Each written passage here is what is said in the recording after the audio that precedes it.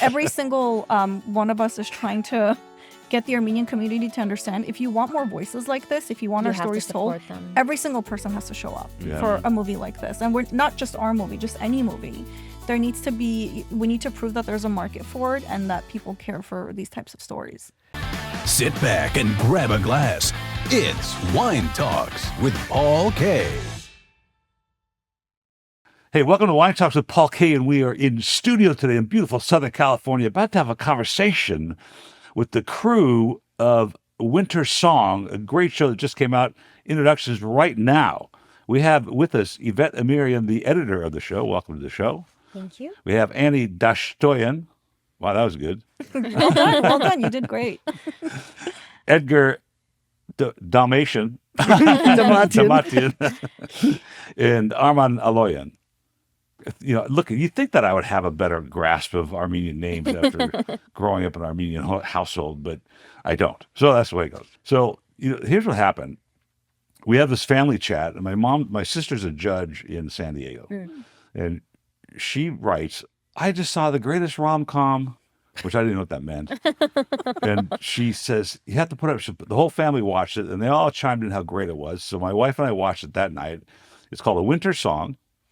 And so tell me the impetus of this on for the audience and the listeners. It's about, it's sort of a Hallmark movie, feel good, but back to your roots kind of thing. And it's professionally produced, as we would say. You know, the production value is very high. But this is kind of a new thing for the Armenian community to be stepping their toe into it, putting their toe into it. How did this happen? What's the original impetus for it? So I'm Yvette. I'm the editor of the movie. Armand's our composer. Annie's our producer. Edgar is also the lead actor of the film, and he and I were also producers on the film in addition to our editing and acting roles, respectively. So the movie was written and directed by a woman named Angela Alsaturian, and she kind of, surrounded herself with this group of individuals, this crew, this cast and crew, who were equally passionate about what her vision for the film was, which was wanting to showcase our culture for a wider audience through the lens of, this universal coming home for the holidays kind of story. We didn't want it to be specific to just Armenians. We wanted it to be something that, even though it was independently produced, our goal was to help it land somewhere mainstream, which thankfully we were able to do. And the goal was really to showcase the Armenian culture through, we're often portrayed through this very tragic lens given our history. And so we wanted to really showcase it through this joyous lens of what it means to be Armenian, what the country's like now, what it is to fall in love there, what it is to kind of come of age there in a lot of ways. So that was the impetus. That's how the movie came about. For me personally, Edgar had been cast in the film, and he brought me the script to read, and I gave some feedback, and we just kind of had these conversations over the course of 2 years until Who wrote it? Angela wrote it. Yeah. So let me stop you there for a second, because I want to go back to this. It's a very important part of our culture is that tragic woe us, the Armenian misery, we've been through it all kind of thing. It's kind of part of the DNA, right? Yeah, it's just for part sure. of what's going on. So what an interesting inspirational thing to do, to try to break out of that mold and put it in a more contemporary viewpoint from what's going on. Did that meet, as a producer, positive feelings, or were there were, I want to go back to this because I see this in the wine trade all the time. I really want to, pound on who we were instead of who we could be. No, actually, that was kind of one of the biggest reasons why I wanted to be part of the project, is because it had no trace of our tragic history, but it was more so of us looking forward. It's a young diasporan who's, wanting to go back and visit where her father was from. She's just lost her father. So it's the beauty of what our country could be and what it should be. The history is obviously very important, and we need to be aware of it and make sure it doesn't repeat itself, as we've seen it, happen multiple times. But I think it's important to also showcase what the country has. So we're more than just our genocide. We have to look forward and see what more we can do now. But you had to go shop this. Well, so I came onto the project after the fact, and after the money was raised, which is Yeah. Louise, you're no. Yeah, I was. Yes and no. Yeah. I was on the studio side. I was at Warner Brothers for nearly 15 years, and I've never actually worked on an Armenian project. I know the rest of these guys had, but this was my first time. And having read the script, I knew that it was something that it talked about our culture, but it wasn't hitting you on the head. You weren't feeling like it was a history lesson or you're trying to force culture down people's throat. It was just a feel-good, happy movie. And we were pretty confident in, that the non-Armenian community would show up for it, and the reception from that community has been pretty amazing. We partnered with the Wonder Project. It was pretty amazing how that even came up. We saw a very vague posting, Yvette and I, on LinkedIn, and we just reached out and we made a connection, and that's kind of how the movie got acquired as well, because we knew that in order for someone to see the vision, they kind of had to understand the past as well. And Ani, being Armenian herself, she saw the potential of this movie, and which was pretty amazing. Yeah, there's a lot of our IANs and YANs which in is so rare. trade. You'd think I'm going to a dinner in a few nights for Kazanjian, the famed Oh, how director, funny. Yeah, producer. yeah. And we're sort of buried in it. Who's the guy that produced some great movies? He was always at the Scripter Awards at USC.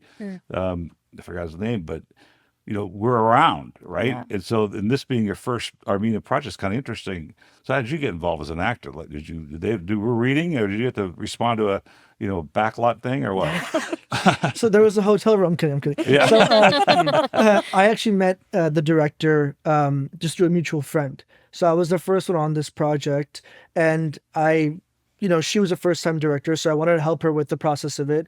I obviously have some experience in this industry, so I wanted to be like a helping hand.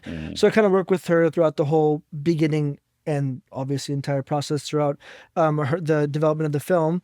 So we kind of worked on the script, and a main purpose was to keep this, like you said, a very positive and lighthearted movie, and we made it a thing to not mention any genocide, anything on purpose, because we wanted to make that message of, let's make something positive. Let's have the other communities who are not Armenian see this movie and learn who Armenians are in this very positive light. So with that being said, I work with this crew sitting by my side, and also Muko, our cinematographer, very closely. So I recommended kind of all of them in their own right positions, because I knew this is the best people that I know who are the most talented that I know as well. So I knew that putting this crew around this movie was going to make this the best movie possible. No, that's great. Yeah. It's very funny because, we have that DNA issue about, woe us and what the problems are, what we've been through. But at the same time, I grew up in Los Angeles, I grew up at the beach, surf cat in my day. There's always that guy that knew an Armenian guy growing up in the neighborhood, and he was a great guy. There's always a great guy. There was always this gregarious person. My grandfather came from ITAP, and he was a gregarious guy. He was president of the Rotary Club in Hollywood, like in the 50s. It's kind of crazy. So there's that. We have that. That gregarious. I don't know what the word is. If it's happy-be-lucky or happy-go-lucky type of attitude, but at the same time, we have a tragic story to tell. Yep. On the flip side, when I was doing this interview in Italy in the glass room, there was another group there from another side of the wine business. And they go, "Oh, you're Armenian. We used to have," and this is no joke, an Albanian secretary. And I was like, it was like the movie My Big Fat Greek Wedding. It was the same term. Yeah. It was crazy. But I think it's a very important piece, because we were talking about the videos that we have coming out on the wine trade. And the first cut that I got back, which the footage is great and you feel good about it, there was a duduk in the background. And from a music standpoint, that it brought down the whole thing. Mood, yeah. Right? And when I told the director, she goes, "Oh, we're not allowed to use duduk music." This is the Armenian director. It was an American editor that put it in, and we took it out. It changes the whole thing. How did you manage that with this show when it came to making the soundtrack? Very intentionally. Yvette did a great job mapping the whole thing out for me with past soundtracks. And so it was she already had a great guideline, and we kind of went off of that. I intentionally didn't want to make it crazy Armenian. We do have some super Armenian pieces in the times where it feels traditional, and there's a scene where they go to one of the oldest restaurants in that spot. Like Edgar's walking through, and you really feel the culture through the music. But overall, we still wanted to keep it like very romantic comedy style to stay true to the genre. And you said duduk. I did use duduk, but you wouldn't be able to tell unless I like soloed it for you because I use it very transparently. And like, Well, you didn't use it to bring down the whole. exactly. No. Yeah. Duduk is known as being like really sad, but Yeah. it could be very cheerful if you use it, do it right. sprinkle it, and that's kind of what we did. Well, I had an oud player sitting where you guys are not too long ago. Antarning. He's on it. He actually was our played He's playing, here. right? Yeah. Okay, so Yeah. when he sat, and I had tried to play the oud growing up, and I have some beautiful ouds, but he was able to show the diversity of those instruments just by the chord structure and how you play through. And I think the duduk would probably have that same Yeah, versatility if you give it a chance. for sure. So you said that there was 4 or 5 authentic scripts and scores from the movie you wrote, and then some of the stuff was AI. No. Theme. So not yeah. No. So we had used like pretty much I think all the source tracks were Armenian. Were they by Armenian artists Yeah, for the most part? all the what we call needle drops or like the lyric music we were really intentional in using Armenian artists. So we had Rosalind, we had a band Savannah. called Ginge, Savannah from Ginge. We have Ruben Hakvertian, which is an older song, Sayerevanne, which was actually written into this. So there were a couple of songs that she had actually written into the script. And for the most part, we kept them as they were. Krista Marina, who plays the lead role, she also is a singer. So a couple of her tracks were kind of worked into the script. And thankfully, they worked really beautifully. So that was really nicely thought out. And executing it editorially was really fun to make it work. Like Armand said, I had temped the score part of it, using old, we had used a combination of rom-coms and things like that that we all really liked. And so that gave him a guide, but he really took that obviously and elevated it. And then, of course, bringing in Andranik and Ida, who plays the kanon, we had a beautiful session with them in Armand's studio where we were able to put together one piece of the score that did heavily feature Armenian music, but then they were able to give us some pieces that Armand was able to weave through the entirety of the score to kind of give it that sprinkling of Armenian without it being too over the top. So that was a nice balance. There were some sections where I kind of like looked to Armand and was like, should this be needle drop? Should this be score? What should we do here? So we experimented a lot to get the right balance. Producing something like this, in my limited experience, I was an extra, during college. Nice. Oh, cool. So that was Okay. very professional. But I think the 2 shows I was in, I was cut out anyway. But But you were there. but you have, there's a lot of moving parts to this. And so in the grand scheme of producing a show like this, whether it's a miniseries or a movie or whatever, you've got a lot of moving parts. Is that your job, was to organize those parts? We actually worked really closely together, all of us, with Angela as well. It was a lot of moving parts also because it's an indie project and, obviously a budget is a little bit more limited. And me coming from the studio side, it was a lot more where things I can just kind of hand off to, Yeah, a right. You would coordinator or normally- even like a music supervisor that we had to do. It was a big learning experience, but it was also pretty amazing to really, we all rolled up our sleeves. It was a very collaborative process. We were just constantly talking. I think figuring out how to license all these songs were, I wouldn't say challenges, but I think it was a learning curve for all of us. So like, for example, Rosalind, she's with some pretty big labels. There are big publishers involved. So we were kind of wearing many different hats. We were, music Lawyers, music supervisors, supervisors. post-production supervisors. We did it all, and it was pretty amazing. It seems almost like, how do you get something done?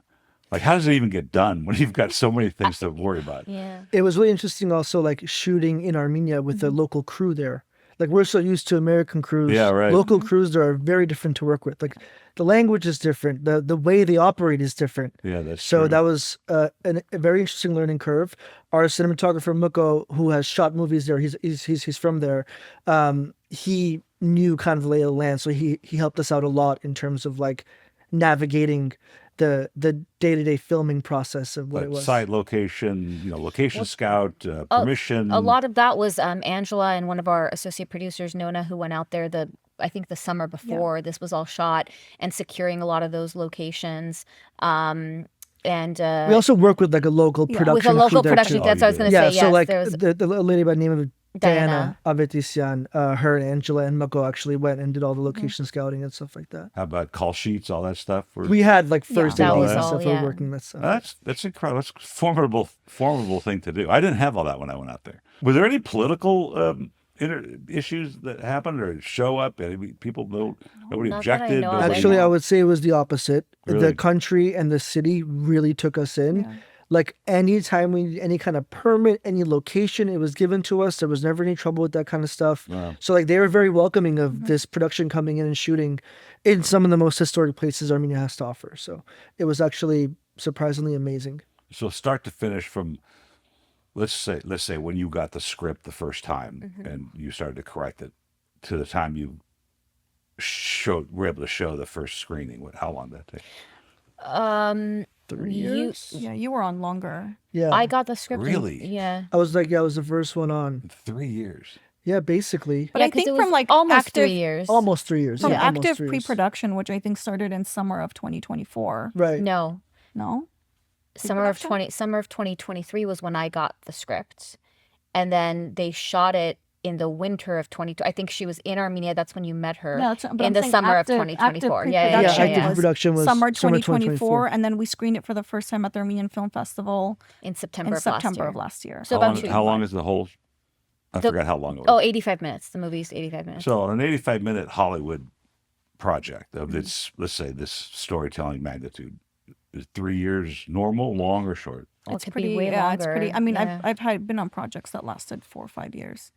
So You know, we It- shot it- this. Oh, go ahead. It took us 20 days to shoot this movie with Yeah. one pickup That's the day. part that was amazing. You Yeah. hadn't told me that. It was even less than the month I thought it was, and that's Yeah. that's amazingly and in efficient. the winter time. Like given our locations, like Yeah. driving to that mountain was not easy. So like there was a lot of obstacles we fought, like for example, Mother Nature and just everything in general that like could have extended this, but as well as the roads in Armenia. Yeah. As well as that's the what I'm roads. saying. Like Which Getting all we those can't people really there. argue now because you've been on the 210 freeway. You can't discuss any of those roads, but smooth road, you know, all though. those historic areas of Armenia, they're not close necessarily to the other ones. right, So- exactly. and you got a ways to go. I mean, and these guys were, on top of a mountain dancing and running around, and it was pretty. You guys did such an amazing job at that because When we got to the I mountain, looked cold just Yeah, watching right, it. I right. got cold. we got to the mountain and the equipment was put on a ski lift to go up to the actual mountain. Wow. Yeah, so And that was really ski, I've been interesting. on that ski lift. Because when we got there, we You've were been like, there? Yeah, I'm Yeah. not sure.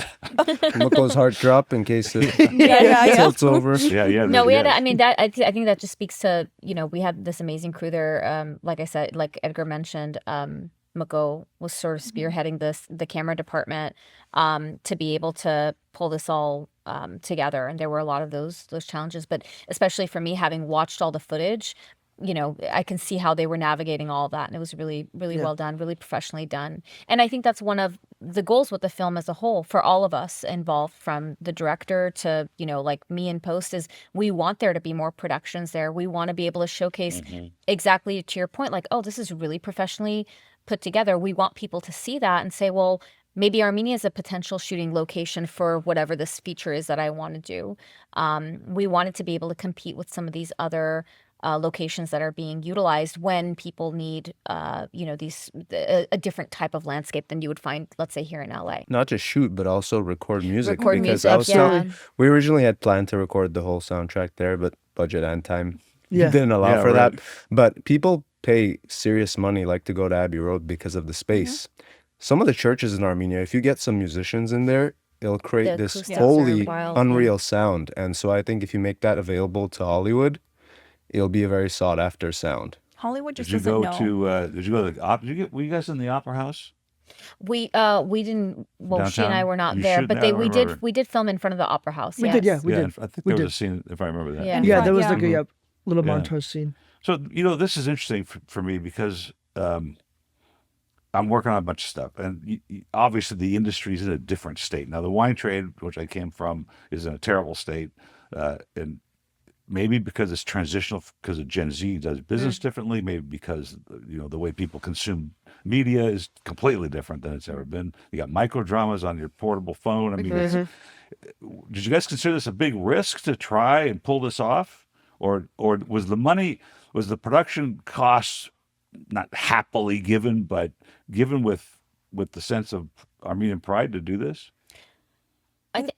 Sorry, Go go ahead. ahead. No, you go ahead. No, I think with any production, there's pressure. You want to make sure that it lands in the right place, and like Annie said, we were very intentional, exploring every opportunity that we could. And when we were able to partner with the Wonder Project, that felt like the right fit because I think they had the film's best interest at heart. They wanted to make sure that it was given the kind of platform that it deserved. I think for us as Armenians, it was more than just about the monetary value of it. The significance was we wanted to make sure that A, it was a beautiful film, B, it was something that Armenians could be proud of. And of course, the primary thing was wanting to make sure that it reached a wider audience. And so getting it onto a platform like Wonder Project, where this is now streaming exclusively on Prime Video, you can't watch it anywhere else unless you come to like a private screening or something like that we're hosting. It's available to everyone here in the US to watch. And for me, that's a big deal. And I think that's a really big goal that was accomplished. And I think we're all really proud of that. That's one of the things that's changed, right? You can get on a platform, but who knows about it, right? So now we Right. got I to mean, tell look, people we about could have it. just put it up on YouTube and charged like $3.99, and Yeah, that's how people would that's watch true it. But it too. was really important for us to make sure it's on a well-known streamer, and that way you can have people just They happen happening to come across, across it. Yeah. the title. Because right now, I think it's really difficult to have a movie sold or acquired if you don't have either a massive director or a massive actor that every single person knows. So we really knew we were kind of fighting up against that. Well, we have amazing actors who are very talented. We don't He's have. sitting right next to you. He's not sitting this- right here. Well, yeah, how many times are you going to say that? Just a few more times. But we don't have Brad Pitt. We don't have George Clooney, a name, but he will. Give him another couple years and he Yeah, will be right. up There there. you have it. But that was something we were also, we knew that was going to be something we would have to fight against. So it was really important to partner with a streamer who saw the vision like we did. It's an important piece of what you do. I mean, we know acting, getting jobs is tough.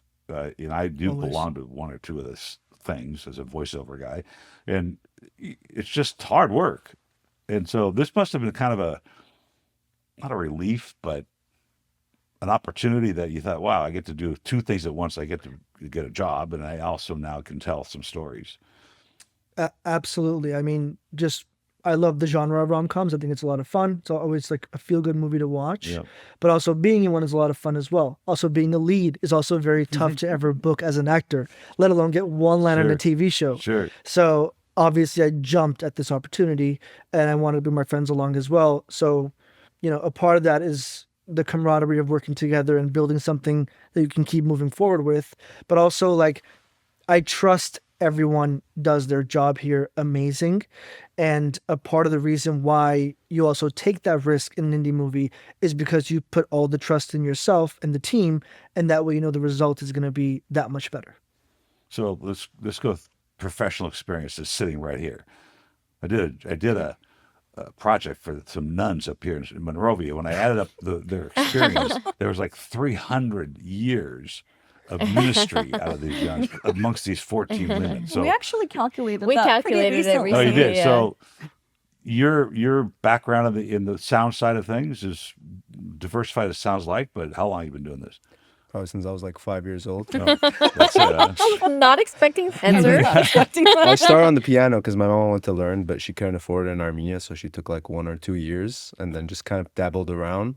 So like they bought me one and I was obsessed with playing, but I never thought like film music would be like what I wanted to get into until my brother started making films. And then he asked me to try Really? and write Wow. one. yeah. And I did it, and then I did another and another and another, and now I have like 8 of his movies, plus like so many other wonderful filmmakers that I've had the chance to meet, whether through social media, whether through word of mouth. Sometimes a friend like an actor can get you a gig like this too, so it's amazing like what can come. So is that your primary focus when you write is scores, or is it like Right now, it's kind of all over the place. It kind of like varies year to year. Sometimes I'll get more film projects, which is what I do want to focus on, but in this day and age, you kind of have to be flexible to work on anything audio sound just because one doesn't pay the bills. And so how long have you been editing?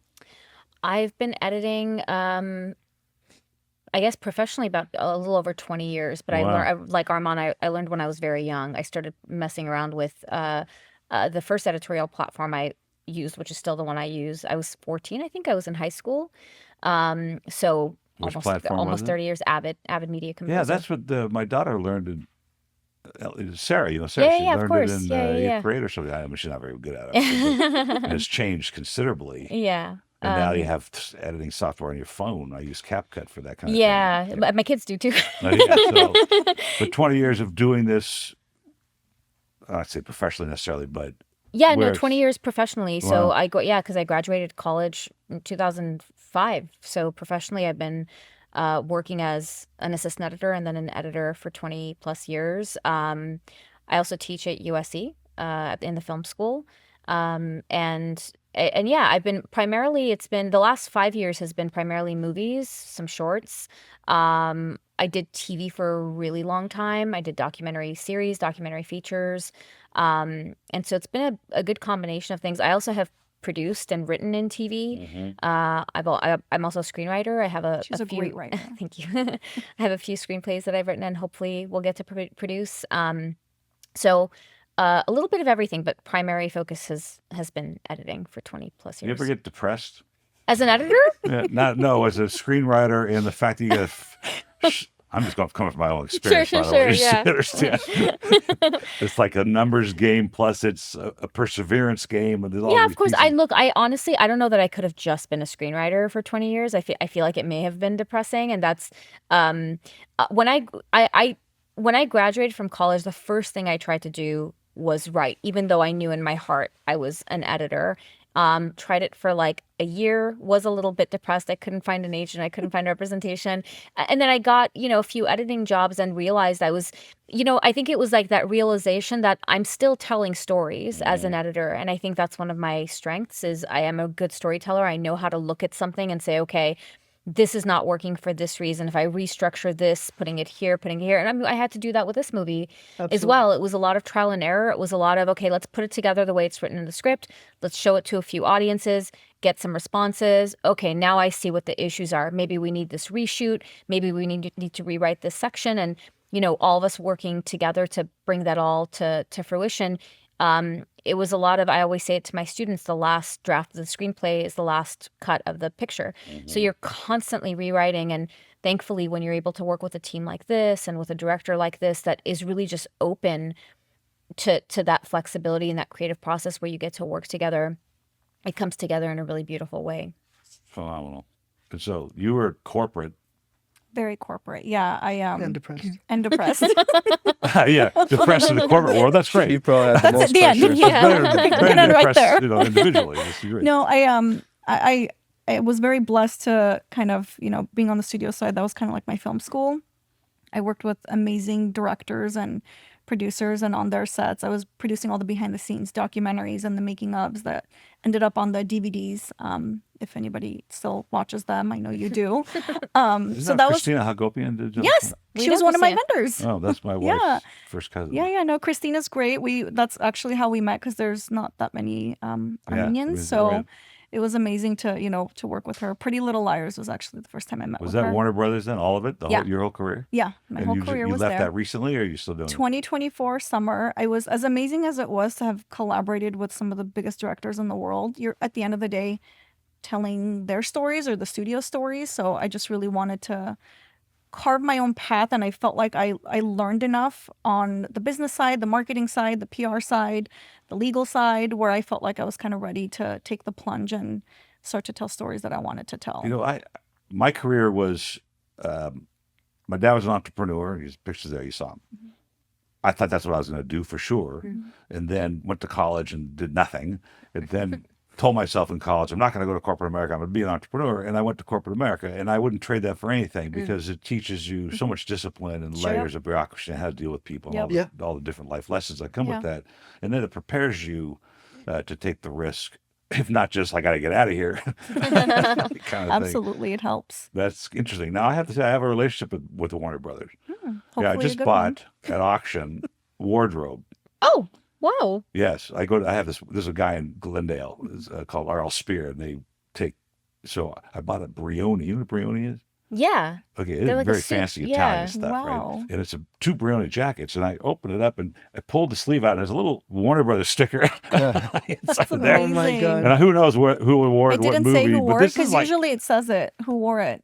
it does, yeah. Yeah. Well, I think it had felt pinned over it, so Oh. I can only see the Warner Brothers. That's amazing. Whoever wore it Yeah. didn't want you to know they Yeah, they no, wore it. it's Tom Cruise on there, but he's smaller than I am. Anyway. The But- Warner Brothers archive is actually pretty amazing. If you ever get a chance to visit, I mean, they have, I don't even know how massive it is, but they just have rows and rows of just wardrobe from different studios. And they do have amazing. all the labels inside and Yeah, who it's wore pretty what, cool. what year. It's pretty amazing. My wife's like, really need another jacket? I'm like, yes, it's Brioni. Brioni. duh. Duh, come on. And how long you been acting, and what's I've been acting since I was like 15, 16 years old. And I've been just lucky enough to, be able to book some projects on the way to like did you go through to my journey acting now. classes? I did, schools? yeah. I went to acting school, then I coached privately with like this one like mentor that I had.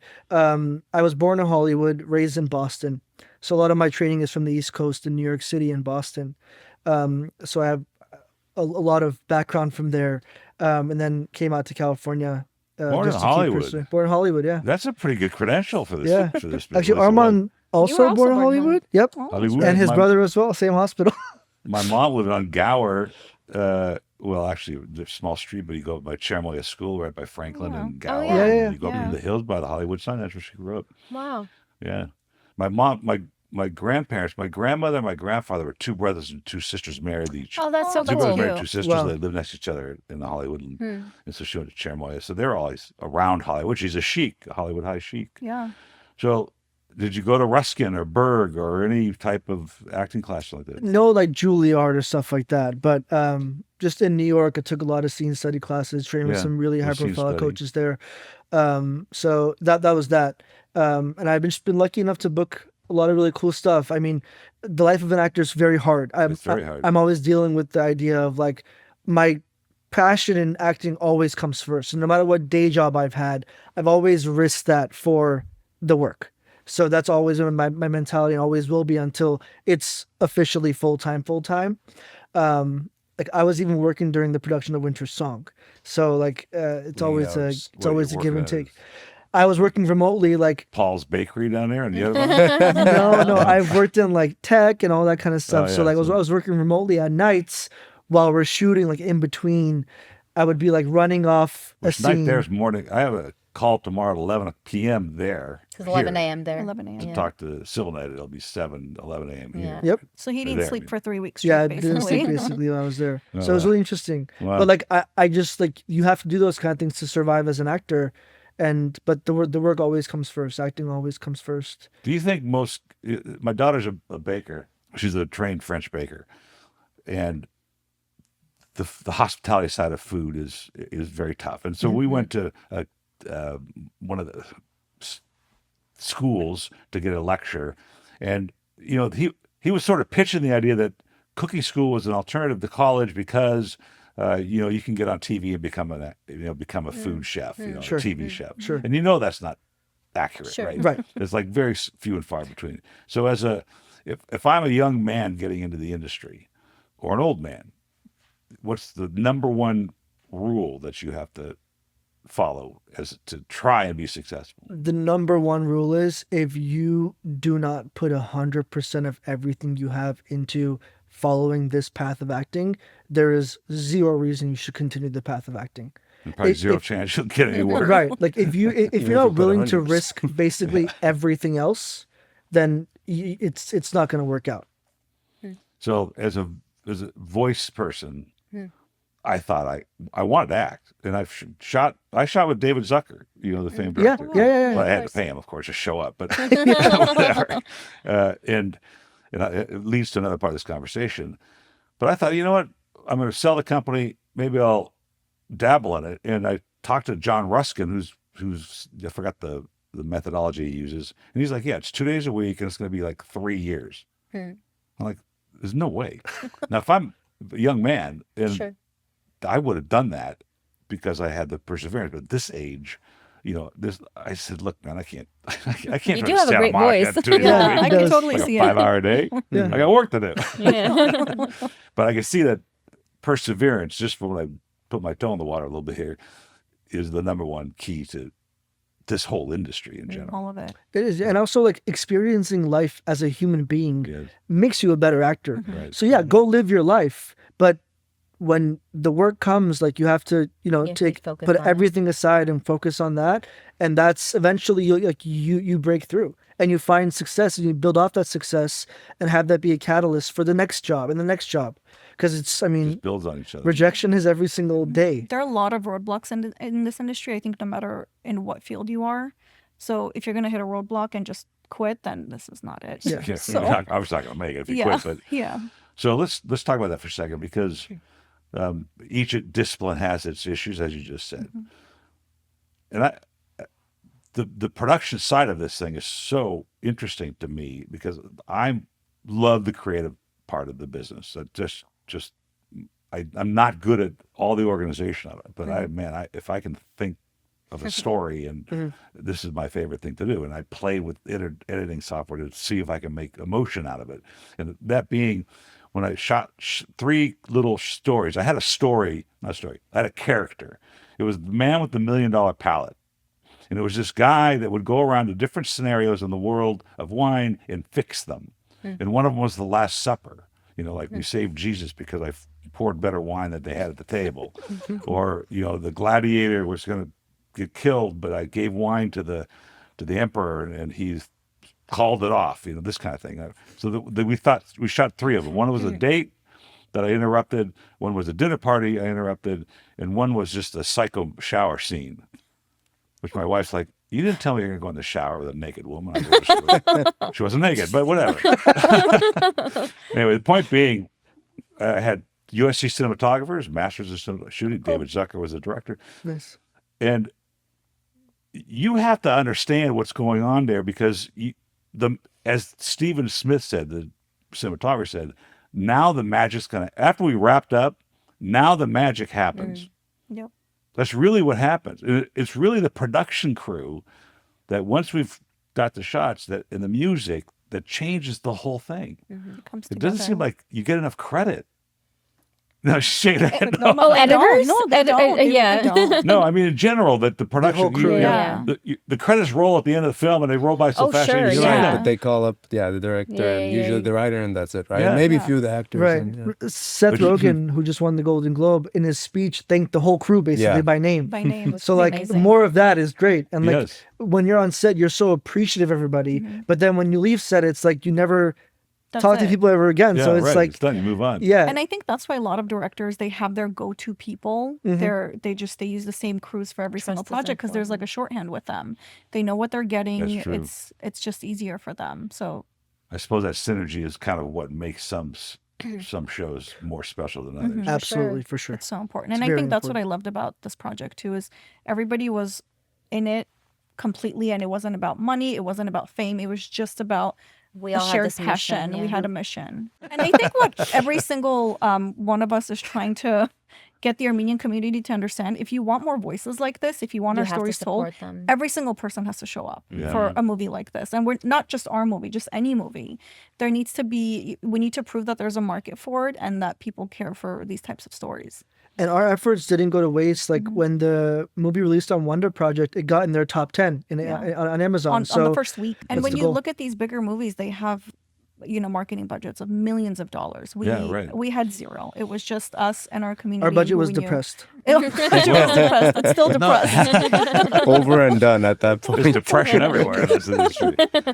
Happy-go-lucky movie. Well, it's the same in the wine business. You walk down the shelf of the Ralphs or Vaughn's, and all those wines that you see that the same brands all over the place, those are backed by tons and tons of money Sure. and marketeers and Every from- celebrity has a merchandisers. wine company. Yeah, and if you and I try to start, well, let's just talk about Armenian wine for a second. There Sure. was a scene in the movie Oh, where yeah. you guys are pouring wine, and was that actor indigenous Armenian, or did he Kev? come with you? Kev, Yeah, The Kev, father? he's from the UK, but he's Yeah. Armenian. Yep. Yeah. Really? Yeah. Comedian We have actor, wine yeah. here, we have Armenian wines, but Oldest it's wine. it's a parallel issue because, frankly, if freedom came in '91 and the wine trade had been completely suffocated by the Soviet rule, it's from my standpoint, it's an amazing transition Absolutely, to get to yep. today. because Mhm. it's a very slow business. It's only once a year, as you already know. So in order to pull off what they've pulled off so far with people like Vahid Kashkarian and his daughter and Voskavaz and those people, it's pretty amazing. But that's fine. They make good wine, and some of the stuff I think is world class. I'll pour that at my home. You know, That's the true, wine guy yeah. will pour that, but try and sell it.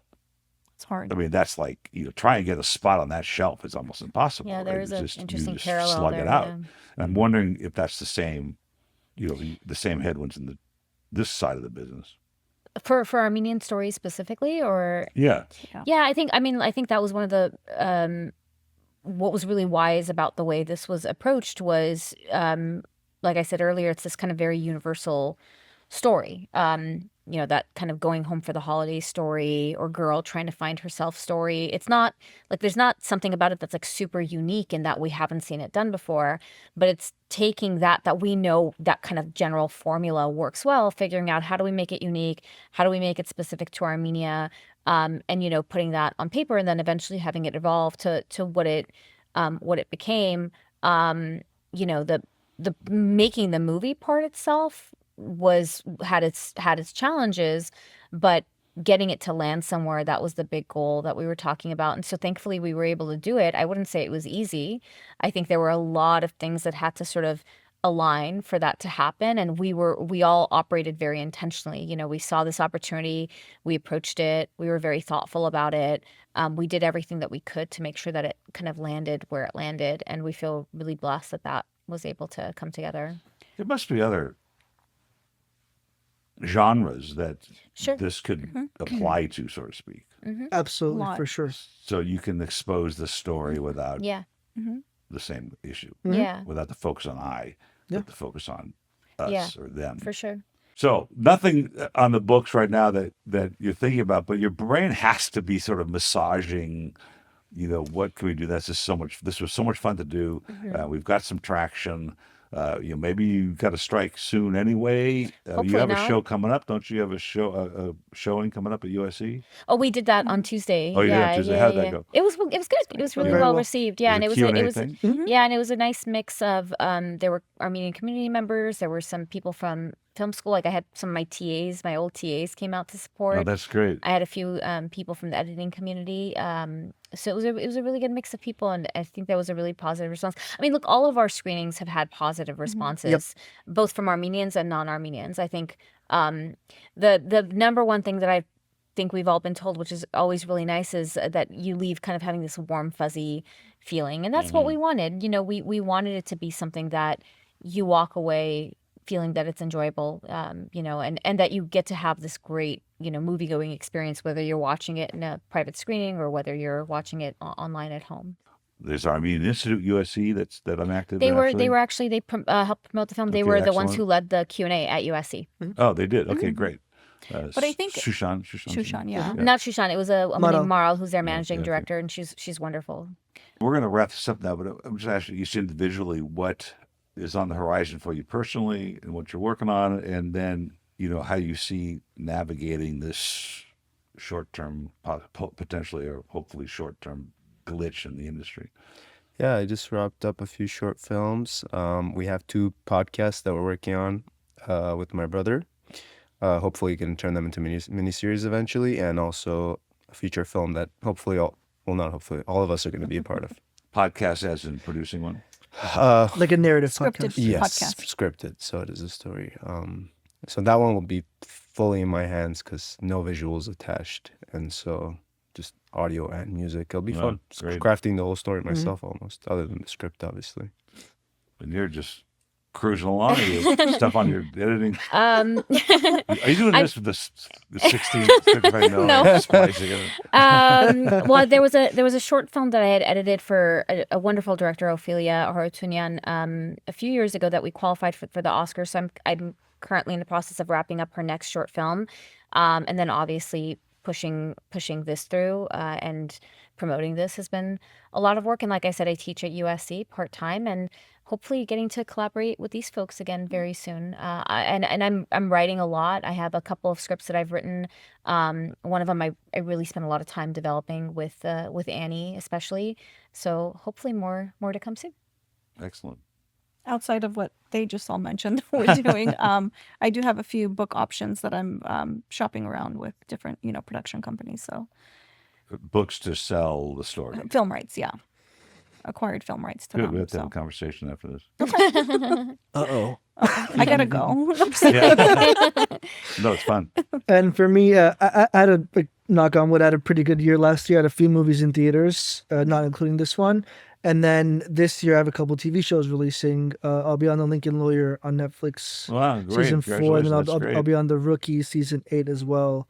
And then aside from that, I have a couple other things lined up that I can't talk about right now, but Okay. it's going to be a good year. 2026 is going to be a big year. I think it's on its way. Yeah. Stay tuned. Hope Yeah. so. Such an honor to have you guys in here and taking Thank the you time for to having do it on a us. Saturday This was so much afternoon. fun. This was great. It was really nice to meet you. My Yeah. pleasure. And I think we're going to probably do it again sometime as this goes on and there's more projects to do. Because, That'd be amazing. I think there's an important aspect of telling the story of the culture in a more sure. modern fashion. Absolutely. Yeah, Yep. absolutely. Thank you, Paul. Usually I end these things with cheers because we're talking about wine. But Get out.